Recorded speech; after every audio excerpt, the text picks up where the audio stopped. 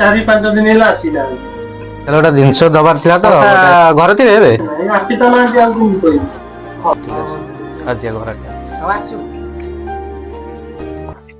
ମଉସା ମଉସା ମଉସା ମଉସା ଜାଣିଛ ମଉସା ତମ ପାଇଁ ତମ ପୁଅ କଣ ପଠେଇଛି ତମ ଜନ୍ମଦିନ ଶୁଣିକି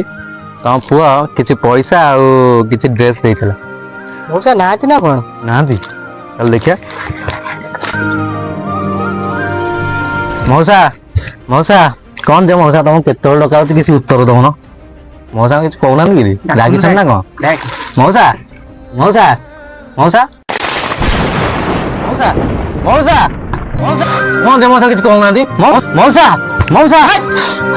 ମଉସା ଏ ଦୁନିଆରେ ଆଉ ନାହାନ୍ତି କି? ନାହାନ୍ତି ମୋ ପୁଅ ପାଇଁ ଟିକେ ଫୋନ କଲୁ ମୋ ପୁଅ ଗଲାଣି ଆସିକି 4-5 ବର୍ଷ ହେଲାଣି ବିଦେଶ ଟିକେ ଫୋନ ଫାନ ନାହିଁ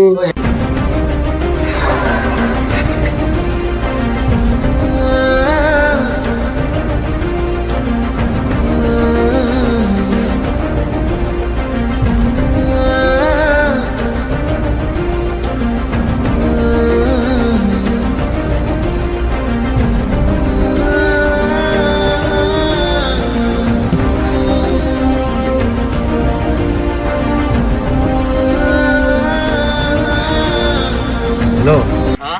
ଝିଅ ହଁ କହ ଗୋଟେ କାମ କର ତୁ ଆଜି ପଳେଇ ଆସେ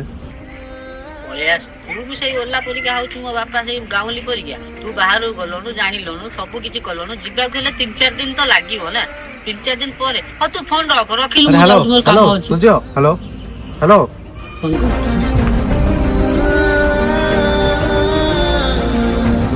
ହ୍ୟାଲୋ ହଁ ହ୍ୟାଲୋ ସୂର୍ଯ୍ୟ ହ୍ୟାଲୋ ହ୍ୟାଲୋ ଆରେ 2 ମିନିଟ୍ ଶୁଣ ହ୍ୟାଲୋ ହଁ କହ ହଁ କହିଲୁ କଣ କହିବା କଥା କହିଲୁ ଆରେ ମଉସା ଆଉ ନାହାନ୍ତି ମଉସା ମାନେ ତୋ ବାପା ଆଉ ନାହାନ୍ତି